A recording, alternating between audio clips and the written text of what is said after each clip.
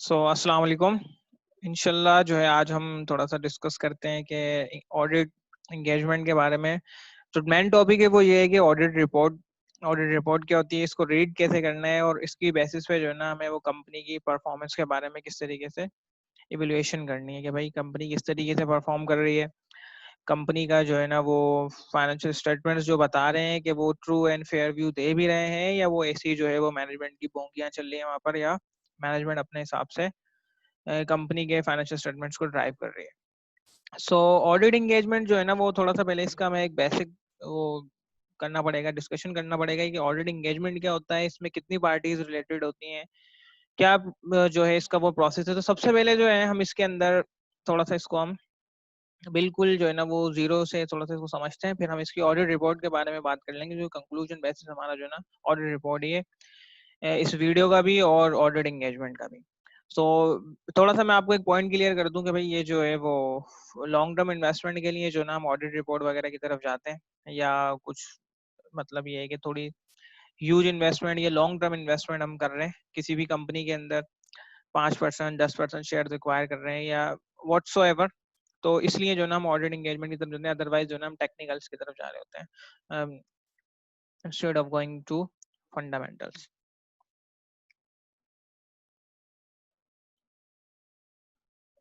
जो audit engagement है इसका थोड़ा सा बेसिक ये है कि सबसे पहले जो है वो दुनिया के अंदर एक बंदा आया। वो बंदा था भाई अपना शेयर होल्डर। शेयर होल्डर ने कंपनी के अंदर जो है वो पैसा वैसा लगाया, इसने जो है ना बड़ी ह्यूज इन्वेस्टमेंट्स वगैरह की। अब ये अकेला बंदा था, ये बिजनेस को चला नहीं सकता था, मैनेज नहीं कर सकता तो था। इसने जो है वो एक बंदे को और हायर किया दूसरे नंबर पे। उस बंदे को इसने हायर किया, वो थी मैनेजमेंट। अब वो मैनेजमेंट को इसने हायर किया कि भाई आओ और तुम मेरा बिजनेस को रन करो, पैसा मैंने लगाया है, आप इसको जो है ना वो रन करो। मैनेजमेंट ने जो है वो सारी साल जो है ना वो धड़ाधड़ काम किया, ट्रांजेक्शन्स की, प्रॉफिट्स वगैरह होप दिखाए, शेयर होल्डर खुश। लेकिन एयर एंड पे इसने एक पर्चा बना के दिया, मैनेजमेंट ने एक पर्चा बना के दिया शेयर होल्डर को कि भाई ये जो है वो है फाइनेंशियल स्टेटमेंट्स है, आप ये देखो कि हमारी कंपनी ने कितना अच्छा परफॉर्मेंस दी है, कितनी अच्छी जो है ना हमारी सेल्स हुई हैं, प्रॉफिट्स हमारे जो है ना आसमान पे पहुंच गए। तो शेयर होल्डर जो है वो मैनेजमेंट से कहता है कि भाई मैं किस तरीके से मान लूं ये जो आपने बनाया है, क्या ये बिल्कुल ट्रू एंड फेयर व्यू दे रहा है अपना, ये वाकई ये एग्जिस्ट करता है, या बस ये आप लोगों की जो है ना एक पर्चे पे दिखाई हुई भोंगे चल रही है, यहाँ पे आपने भंड मारा। तो फिर ये एक तीसरे बंदे को हायर करते हैं जिसका नाम है ऑडिटर।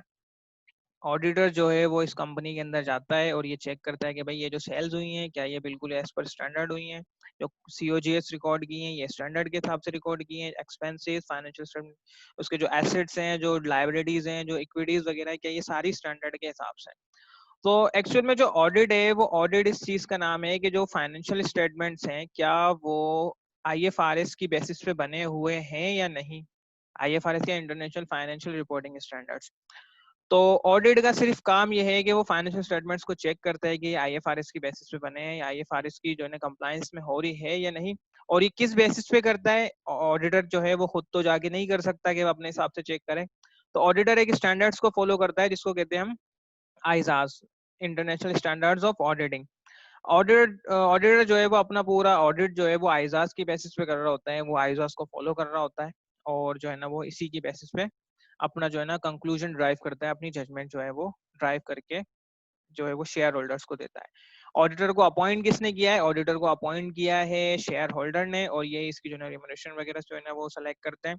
तो ऑडिटर इसी वजह से इंडिपेंडेंट है, क्योंकि अगर मैनेजमेंट ही ऑडिटर को अपॉइंट करती या इनका ही बंदा होता तो ये कभी भी जो है वो इसके अंदर कीड़े नहीं निकाल सकता था, इसके अंदर गलतियां नहीं निकाल सकता था मैनेजमेंट की तरफ से। ऑडिटर एक इंडिपेंडेंट बंदा है और शेयर होल्डर इसको बोलता है कि जानी तू जा, जाके देख के आ कि ये मैनेजमेंट जो कह रही है कि भाई इतनी सेल हुई, इतनी प्रॉफिट हुई, कि आया ये हुई भी है या ये बस इन्होंने ऐसी बोंगी मारी है। तो ऑडिटर जाता है फिर इसको चेक करने के लिए, आईजास की बेसिस के ऊपर ऑडिट जो है ना अपना वो परफॉर्म करता है। अच्छा, इसके लिए थोड़ी सी जो है ना वो एक्सपेक्टेशन एक गैप आता है, एक टॉपिक है जो है ना ऑडिट के अंदर, एक्सपेक्टेशन गैप। एक्सपेक्टेशन गैप वो क्या, ये क्या कहता है, ये जो है वो पब्लिक का जो है ना वो परसेप्शन है ऑडिट के बारे में, जो थोड़ा सा जो है ना वो चेंज हो चुका है। जैसे कि पब्लिक का परसेप्शन ये है कि ऑडिटर जाके 100% टेस्टिंग करता है। ऑडिटर कभी भी जाके जो है ना वो 100% टेस्टिंग नहीं करता फाइनेंशियल स्टेटमेंट्स की, वो सैंपल बेसिस पे काम करता है। क्यों? क्योंकि इतना टाइम नहीं होता। मैनेजमेंट ने पूरी साल काम किया है, क्या वो जो है ना वो 120 दिन के अंदर आपको ऑडिट रिपोर्ट जो है ना वो फाइनेंशियल स्टेटमेंट जो है ना इशू करके एजीएम को कंडक्ट करना होता है। तो 120 दिन के अंदर वो 365 दिन का काम ऑडिटर किस तरीके से कर सकता है? फिर मैनेजमेंट ये पब्लिक ये समझती है कि ऑडिटर जो है वो फ्रॉड डिटेक्टर है, वो फ्रॉड वगैरह जो है ना वो डिटेक्ट करने आता है। तो ऐसा कुछ भी नहीं है। मैनेज ऑडिटर सिर्फ जो है वो ऑडिटर की रिस्पॉन्सिबिलिटी है कि वो मिस स्टेटमेंट्स को पकड़ता है। फाइनेंशियल स्टेटमेंट में जो बोंगियां मारी होती है मैनेजमेंट ने, जो भंड मारे हुए होते हैं, वो उनको पकड़ता है। वो कोई फ्रॉड डिटेक्ट नहीं करता। अगर वो फ्रॉड डिटेक्ट कर भी लेता है तो सिर्फ उसकी रिस्पॉन्सिबिलिटी ऑडिटर की ये आती है, आइजा उसको कहता है कि जानिए अगर तू कुछ पकड़ लेता है भंड भंड तो जाके मैनेजमेंट को बता कि भाई ये तुमने भंड मारा हुआ यहाँ पे। अगर वो उसको सही कर देते हैं तो ठीक है, वरना तुम ऑडिट रिपोर्ट को अपनी क्वालिफाई कर दो या ऑडिट रिपोर्ट के अंदर अपनी बता दो। इसी तरीके से मैनेजमेंट समझती है कि ऑडिटर ने जो लिख दिया वो बस पत्थर पे लकीर है, उसके बाद में कोई वो जो है ना ये गारंटी है कि भाई कंपनी जो है ना वो अब स्काई को टच करने वाली है। तो ऐसा भी कुछ नहीं होता। ऑडिटर जो है ना वो लिमिटेशंस होती हैं कुछ ऑडिट की। लिमिटेशंस क्या होती हैं कि वो जो है एस पर जो है ना वो मतलब ऑडिट जो है ना 100% एब्सोल्यूट एश्योरेंस नहीं दे सकता। ऑडिट जो है ना ऑडिट जो है वो रीजनेबल एश्योरेंस देता है। रीजनेबल एश्योरेंस क्या होती है? High level of assurance. Absolute assurance नहीं होती, 100% जो है ना एश्योरेंस नहीं होती। क्योंकि 100% क्यों नहीं होती? क्योंकि जब वो 100% टेस्टिंग ही नहीं कर रहा तो वो 100% एश्योरेंस किस तरीके से दे सकता है? आप सेल्स गए, सेल्स हुई थी आपकी, कोई लाखों इनवॉइसेस बनी हुई थी, आपने जो है ना उसमें से 1000 उठा ली, 1000 पे आपने टेस्टिंग की, फिर आपने उसको जो है ना वो प्रोजेक्ट कर दिया बाकी पॉपुलेशन के ऊपर। इसी तरीके से जो है ना वो कुछ इसके अंदर भाई क्या है, क्यों जो है ना ये ऑडिटर 100% नहीं देता? क्योंकि कुछ जो है ना इसके अंदर हमारी जजमेंट्स इन्वॉल्व होती हैं, कुछ ऐसे स्टैंडर्ड्स हैं जिनके अंदर जजमेंट इन्वॉल्व होती है मैनेजमेंट, और जजमेंट जो है ना वो गलत भी हो सकती है। ये जो है ना प्रोडिक्शंस होती हैं, लाइक जो है ना अगर हम IS2 की बात करते हैं, IS2 क्या करता है? इंटरनेशनल अकाउंटिंग स्टैंडर्ड 2 जो है वो कहता है कि आप जो है वो इन्वेंट्री को रिकॉर्ड करोगे लोअर ऑफ कॉस्ट और NRV। अब ये लोअर ऑफ कॉस्ट और NRV क्या है? ये NRV जो है ना वो अगर जैसे कोई स्टॉक खराब हो जाता है बारिश की वजह से या किसी भी वजह से कुछ खराब हो जाता है, तो फिर आप उसको कॉस्ट पे रिकॉर्ड नहीं करो फाइनेंशियल स्टेटमेंट्स के अंदर, आप उसको NRV पे आओ। NRV क्या है? इसकी एस्टिमेटेड सेलिंग प्राइस है। अगर इस पे कुछ खर्चा होगा फिर ये बिकेगी, तो जाहिर सी बात है वो अपनी एक्चुअल कॉस्ट से कम पे बिकेगी। तो फिर ये कहता है कि भाई आप जाओ, जाके अगर ये तुमने 10 मिलियन की रिकॉर्ड की हुई है कॉस्ट पे और NRV 80 मिलियन आ रही है, तो तुम जाके इसको 80 पे रिकॉर्ड करो और 20 मिलियन का इम्पेयरमेंट रिकॉर्ड करो। तो ऑडिटर जो है ना इस तरीके से जाके फाइनेंशियल स्टेटमेंट्स को जो है इवेलुएट करता है on the basis of IFRS। सो फिर वो जो अपना कंक्लूजन ड्राइव करता है वो ऑडिटर ऑडिट रिपोर्ट के अंदर करता है। तो सबसे पहले जो है ना हम थोड़ा सा इसको डिस्कस कर लेते हैं कि भाई ऑडिट रिपोर्ट के एलिमेंट्स क्या है, ऑडिट रिपोर्ट होती किस तरीके से। हम थोड़ा सा इसको थोड़ा सा मतलब ये कि एक्सप्लेन करके इसको हम डिटेल के अंदर देख लेते हैं। सो ऑडिट रिपोर्ट जो है वो ऑडिट रिपोर्ट सबसे पहले जो है ना उसके अंदर टाइटल आता है कि भाई ये किसकी ऑडिट रिपोर्ट है, कंपनी का नाम वगैरह, एड्रेस ही किसको जा रही है, शेयर होल्डर्स वगैरह को ये जा रही है। इसी तरीके से जो है ना ये अच्छा ये रेड से जो लिखे है ना ये जो है ये कुछ इंपॉर्टेंट पॉइंट है, ये रेड वाले। बाकी जो है ना ये तकरीबन हर ऑडिट के जो है ना वो सेम होते हैं, क्योंकि जो है ना ये पहले से हम इनको इनको डिस्कस कर लेते हैं। ब्लैक वाले को गोइंग कंसर्न के बारे में बताता है। गोइंग कंसर्न मतलब ये कि कंपनी जो है ना वो अगले 12 महीने तक भी इसी तरीके से कायम और दायम रहेगी जिस तरीके से वो अभी काम कर रही है। इसी तरीके से वो अदर इन्फॉर्मेशन बताता है कि भाई वो ज़कात वगैरह डिडक्ट हुई है या नहीं हुई है, और कंपनीज एक्ट 2017 की कंप्लायंस हुई है या नहीं हुई है। वो मैनेजमेंट की रिस्पॉन्सिबिलिटीज बता रहा होता है ऑडिट अपनी रिपोर्ट के अंदर के भाई जानी देखो ये जो फाइनेंशियल स्टेटमेंट्स वगैरह हैं ये बनाना किसका काम है, ये हमारा काम नहीं है, ये इसका काम है। मैनेजमेंट बनाएगी, इंटरनल कंट्रोल्स मैनेजमेंट लगाएगी, फ्रॉड को डिटेक्ट मैनेजमेंट करेगी, ये हमारा काम नहीं है। फिर वो अपनी कुछ रिस्पॉन्सिबिलिटीज बता रहा होता है कि भाई हमारी रिस्पॉन्सिबिलिटीज ये है कि हम आके जो है ना वो चेक करेंगे कि financial statement true and fair view दे रहे हैं या नहीं दे रहे हैं। हम आके जो है ना ये चेक करेंगे कि भाई ये जो मैनेजमेंट ने इंटरनल कंट्रोल्स लगाए हैं ये किस तरीके से काम कर रहे हैं। इस तरीके से फिर जो है ना वो कुछ अदर रिस्पॉन्सिबिलिटीज दे रहा होता है। अदर रिस्पॉन्सिबिलिटीज क्या होती हैं कि भाई वो ये बता रहा होता है कि ये जो कंपनीज एक्ट है या तो किसी को इंडस्ट्री रिलेटेड जो लॉज होते हैं जैसे कि फार्मास्यूटिकल्स हो गए या कुछ इस तरीके जो दूसरे लॉज होते हैं उनको कंप्लायंस उनकी हो रही है या नहीं हुई है। कब फिर वो अपने एंगेजमेंट पार्टनर का नाम बताता है, ऑडिटर सिग्नेचर करता है अपनी, और वो अपना एड्रेस बताता है और डेट बताता है। सो जो अब जो मेन पॉइंट है वो ये है कि ऑडिटर्स ओपिनियन। ऑडिटर ओपिनियन क्या होता है? ऑडिटर अपनी रिपोर्ट के अंदर ओपिनियन देता है कि ये जो इन्होंने फाइनेंशियल स्टेटमेंट्स बनाए हैं, क्या ये बिल्कुल एज पर स्टैंडर्ड बने, आईएफआरएस की कंप्लायंस ये कर रहे हैं या नहीं है, वो यहाँ पर बताता है। जैसे कि यहाँ पे ये बता देगा कि भाई ये जो है ना वो फाइनेंशियल स्टेटमेंट्स जो है वो आईएफआरएस की कंप्लायंस नहीं कर रहे। फिर वो इस वाले पैराग्राफ में वजह बताता है कि भाई वो क्यों नहीं कर रहे। वो बताएगा कि भाई ये वाला जो भंड था, इन्होंने ये भंड मारा है फाइनेंशियल स्टेटमेंट के अंदर, जिस वजह से जो ना ये आईएफआरएस जो है वो financial statements is not equal to IFRS, ये आईएफआरएस की कंप्लायंस नहीं कर रहे। और फिर की ऑडिट मैटर्स, कुछ ये की ऑडिट मैटर्स होते हैं, ये कैम जिनको हम कहते हैं, कैम के अंदर वो ये बताता है कि ऑडिट करते में कुछ मुश्किलात इसको आती हैं, कुछ सिग्निफिकेंट मैटर्स आते हैं, कुछ बहुत ज्यादा कॉम्प्लेक्स ट्रांजेक्शन आ जाती हैं। लाइक जैसे कि अगर हम लकी सीमेंट की बात करें तो कुछ इनके अंदर, या हम ऑयल एंड गैस वाले सेक्टर की बात करें तो इनकी जो ना कुछ इन्वेंट्री की वैल्यूएशन में बहुत ज्यादा प्रॉब्लम्स हो रही होती हैं, क्योंकि इनके तेल के कुएं वगैरह होते हैं।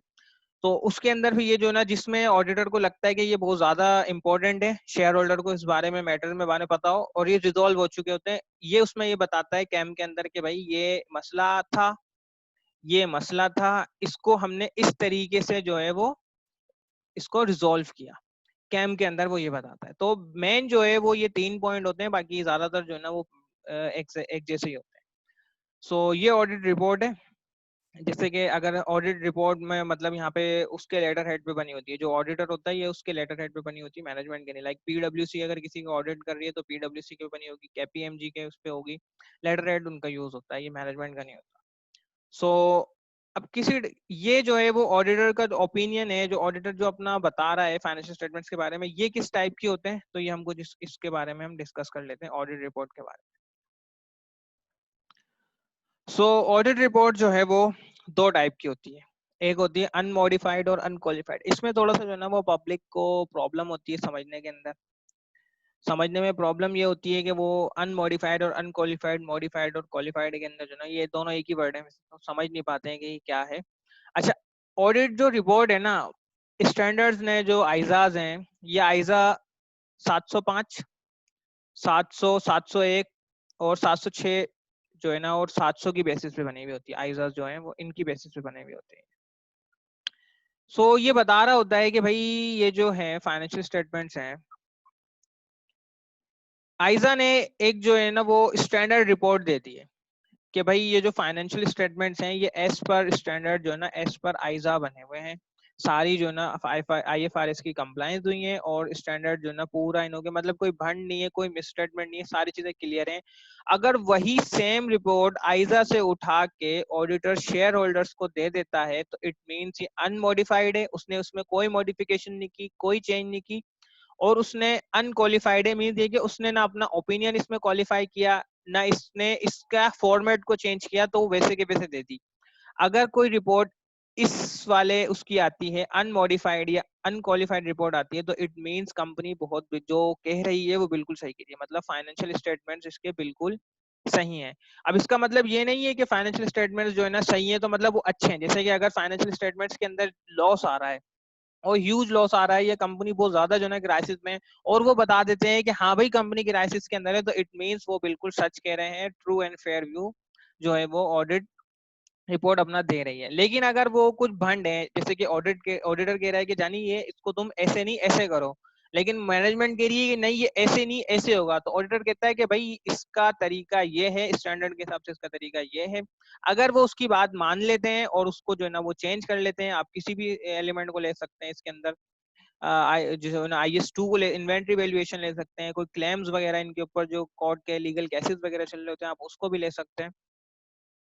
अगर वो उसकी बात मान के उसको मॉडिफाई कर देते हैं और जो है ना उसको चेंज कर देते हैं, तो इट मीन्स ये कि ऑडिटर अब कौन सी अनमॉडिफाइड रिपोर्ट देगा। अगर वो अपनी चला रहे होते हैं, वो बाप बनते हैं, वो नहीं मानते हैं, तो फिर ऑडिटर क्या करेगा, अपनी रिपोर्ट को मॉडिफाई कर देगा, क्वालिफाई कर देगा। अच्छा, मॉडिफाई या क्वालिफाई किस तरीके से करेगा, इसकी कितने टाइप है? तो इसकी जो है वो 4 या 6 टाइप है इसकी। ठीक है, सबसे पहले तो जो है वो हम इसके अंदर डिस्कस करेंगे इसकी जो टाइप्स हैं, EOM एम्फेसिस ऑफ मैटर और OM अदर मैटर्स। ये क्या होते हैं? EOM क्या होता है? EOM ये होता है कि कोई जो है वो मिस स्टेटमेंट्स फाइनेंशियल स्टेटमेंट्स के अंदर आई थी, लाइक जैसे कि कोई लिटिगेशन थी या कोई क्लेम था जो कंपनी के ऊपर था। कंपनी ने ऑडिटर की बात मान के उसको सही भी कर दिया, और सही करने के बाद उसने फाइनेंशियल स्टेटमेंट्स को ऑल्टर भी कर दिया। अब ये फाइनेंशियल स्टेटमेंट्स के अंदर जो है वो प्रेजेंट है, एग्जिस्ट कर रहा है ये मैटर। डिस्क्लोजर्स वगैरह के अंदर कहीं भी हो सकता है, कुछ भी प्रॉब्लम हो सकती है। अगर वो फाइनेंशियल मैनेजमेंट जो है वो ऑडिटर की बात मान के इसको कर देते हैं और जो है वो बता देते हैं, लेकिन फंड एग्जिस्ट करता था, मैनेजमेंट ने भी माना कि हाँ भाई ये फंड है और वो फाइनेंशियल स्टेटमेंट्स में अभी है, तो ऑडिटर अपनी रिपोर्ट के अंदर एक ईओएम पैरा डाल देगा कि भाई, और शेयर होल्डर को बोलेगा जानी बात सुन, तू जा, ये disclosure number this this this, इसके अंदर एक मसला है जो मैनेजमेंट ने सही करा है, बात मानी है, लेकिन तू इन्वेस्टमेंट करने से पहले, डिसीजन करने लेने से पहले उसको जाके पढ़ ले। ओएम पैराग्राफ क्या होता है? ओएम पैराग्राफ ये होता है कि ऑडिटर की रिपोर्ट जो फाइनेंशियल स्टेटमेंट्स के अंदर वो मैटर एग्जिस्ट नहीं करता। मतलब ये है कि पिछला ऑडिट भाई हमने नहीं किया था, शेयर होल्डर्स को बता दिया ऑडिटर ने कि जानी पिछला वाला हमने नहीं किया था, या कोई ऐसा मैटर था जो पिछले जो है ना वो उसमें सॉल्व हो गया और अभी एग्जिस्ट नहीं कर रहा, मतलब ना डिस्क्लोजर्स के अंदर है, ना किसी जो है ना स्टेटमेंट के जो ना किसी भी पार्ट के अंदर नहीं है, तो वो फिर अदर मैटर्स के अंदर उसको डिस्कस कर लेगा कि जानी देख पिछला वाला जो ना ऑडिट ऑडिट हमने नहीं किया, अगर तुमने पिछले साल इन्वेस्टमेंट की है, कोई फंड हो जाए तो हम इसके जो ना जिम्मेदार तो वैसे भी नहीं है, लेकिन ये हमने नहीं किया, उसने ये बता दिया। अच्छा, अगर कोई भंड है और मैनेजमेंट जो है ना इसको तो सही कर भंड को मान लेती है और इसको भंड को मानती नहीं, तो ऑडिटर जो है ना वो मॉडिफाई कर देगा ओपिनियन। अच्छा, मॉडिफाई वो किस तरीके से करेगा? उसकी चार टाइप्स है। सो मॉडिफिकेशंस की जो है वो चार टाइप है। चार इसकी कौन कौन सी टाइप है हम इसको देख लेते हैं। सबसे पहले आता है हमारा डिसएग्रीमेंट। डिसएग्रीमेंट हमारा क्या कहता है? डिसएग्रीमेंट हमारा ये कहता है कि लाइक अगर हम जैसे कोई स्टैंडर्ड को पकड़ लेते हैं, जैसे कि हमने IS 16 पकड़ लिया। IS 16 किस बारे में है?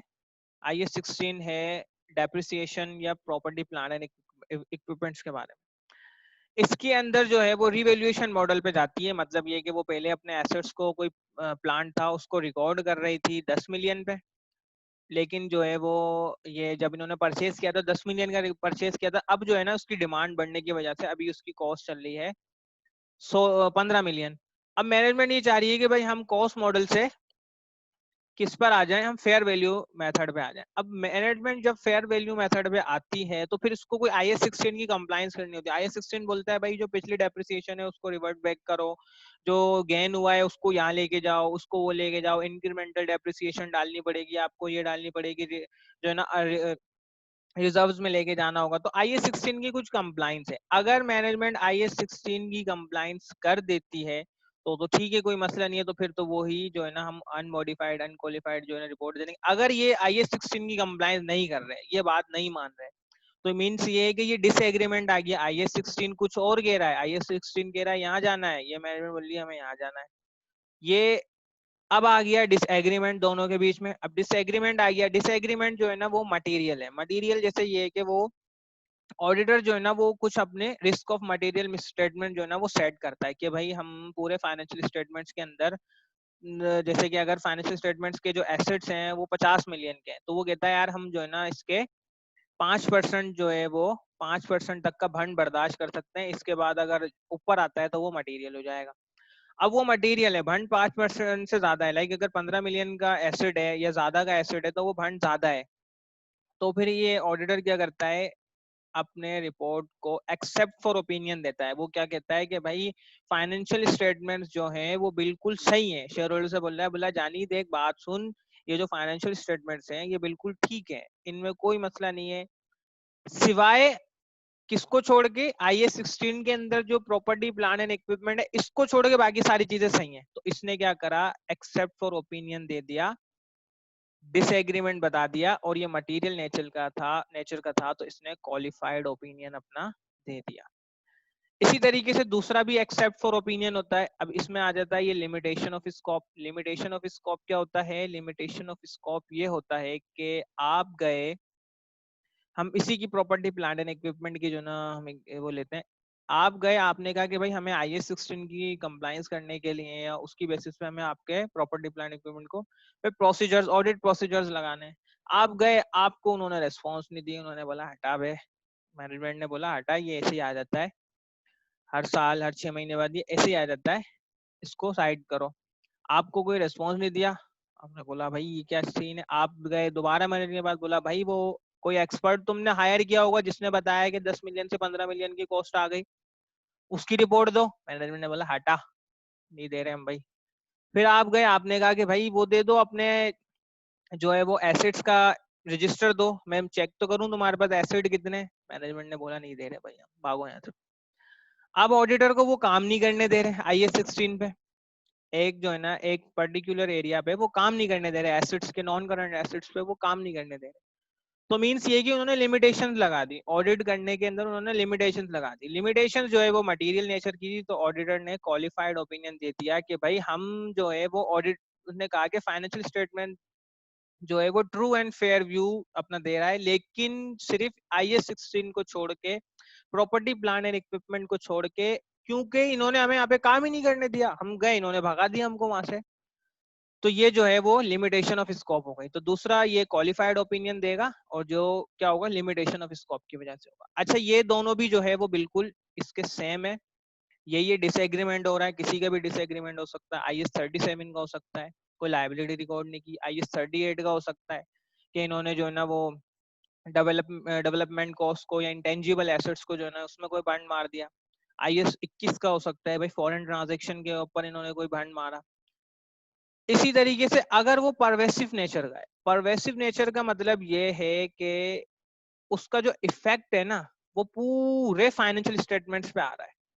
मीन्स ये कि वो हर जगह भंड है, 3-4 जगह भंड है। IAS 16 के अंदर भंड, 21 के अंदर भंड, 37 में भंड, 38 में भंड, अब हर जगह भंड है। तो मतलब ये कि डिसएग्रीमेंट है लेकिन परवेसिव नेचर का, पूरे के पूरे। यहाँ पर क्या हो रहा था इसके अंदर, एक्सेप्ट फॉर ओपिनियन में सिर्फ एक पर्टिकुलर एरिया पे हिट कर रहा था, लेकिन यहाँ पे पूरे फाइनेंशियल स्टेटमेंट्स को हिट कर रहा है ये। तो इट मींस ये कि हम अब एडवर्स ओपिनियन देंगे अपना, ऑडिटर जो है वो एडवर्स ओपिनियन देगा अपनी रिपोर्ट के अंदर। और इसी तरीके से लिमिटेशन ऑफ स्कोप अगर परवेसिव नेचर की है, वो किस तरीके से कि उन्होंने फाइनेंशियल स्टेटमेंट्स ही नहीं दिए, ड्राफ्ट फाइनेंशियल स्टेटमेंट ही ऑडिटर को नहीं दिया, उसको भगा दिया, बोले भाई हम नहीं दे रहे, भागो यहाँ से।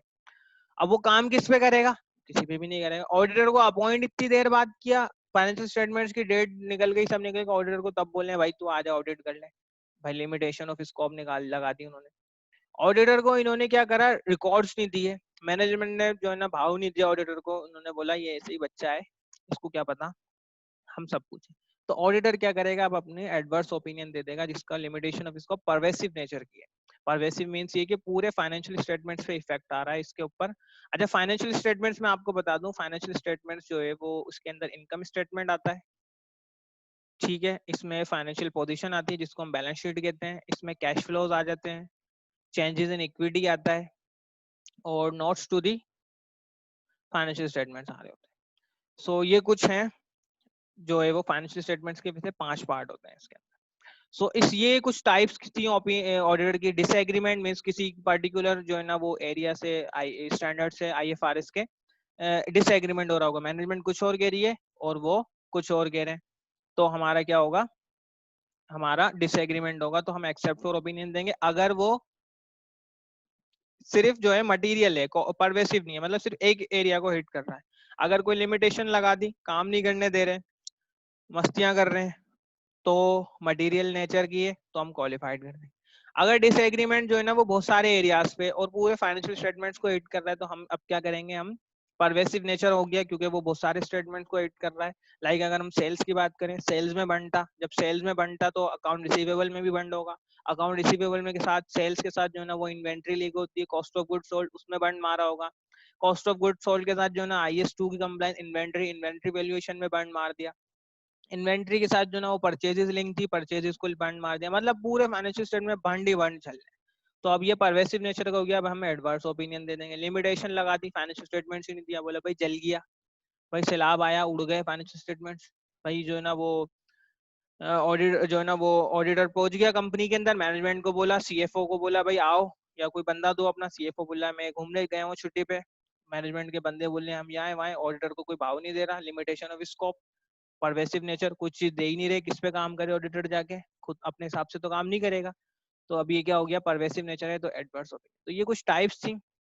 ईओएम और एएम का भी डिफरेंस आपको समझ में आ गया, क्योंकि वो एग्जिस्ट जो है ना वो मॉडिफाई हो चुका है, मतलब ऑडिटर की बात मान ली है मैनेजमेंट ने, और अगर वो एग्जिस्ट करता है मैटर तो ईओएम दे देगा, अगर एग्जिस्ट नहीं करता तो एएम देगा। हम जो है ना वो अगर कुछ मॉडिफाई ऑडिट रिपोर्ट है किसी की, और पर्टिकुलरली जो ना बहुत सारे टाइम से मॉडिफाई ओपिनियन आ रहा है, तो फिर ये है कि हम ये कह सकते हैं कि जो है डिफॉल्टर सेगमेंट की तरफ जा सकती है जो है ना वो कंपनी, या कुछ भी इसके अंदर जो है ना फंड हो सकता है। रिस्क इन्वेस्टमेंट जो है ना हमारे रिस्क हो सकते हैं। और अगर अनक्वालिफाइड और अनमोडिफाइड ओपिनियन है, इट मीन्स ये कि बिल्कुल जो है वो जो कह रहे हैं बिल्कुल सच कह रहे हैं, ईमानदार है, मैनेजमेंट बहुत अच्छी है, नमाजी परहेजी है। सो इस तरीके से जो है ना वो ये सारी चीजें कहाँ पर बताता है, वो अपने ओपिनियन और बेसिस फॉर ओपिनियन में बताता है। और ये कुछ मैटर्स हैं कैम के, ये कैम वाले मैटर्स ये कहाँ बताता है, कैम वाले मैटर्स ये बताता है जो मैटर्स को सॉल्व करने में ऑडिटर को थोड़ा मसला हुआ था और वो सॉल्व हो चुके थे, जिनका इफेक्ट जो है ना वो मटेरियल था, तो वो वहाँ पे बता देता है कि भाई हमने ये काम किए हैं और आप इसको देख लो। अगर कोई जैसे कि उस एरिया में एक्सपर्ट होता है, लाइक जैसे कोई लॉयर वगैरह है, तो वो समझ सकता है कि भाई यहाँ इस चीज में इसको मसला हुआ था और अब ये जो रिजॉल्व हो चुका है, वो सारी चीजें बताते हैं, मसला क्या था, तरीका किस तरीके से हमने सॉल्व किया। इसी तरीके से जो है ना वो अपनी रिपोर्ट के अंदर सारी चीजें ये बता रहा होता है। सो आई होप कि आपके समझ में आई हो। अगर कुछ प्रॉब्लम हो तो आप लोग पूछ सकते हैं। Thank you so much. जज़ाकल्लाह।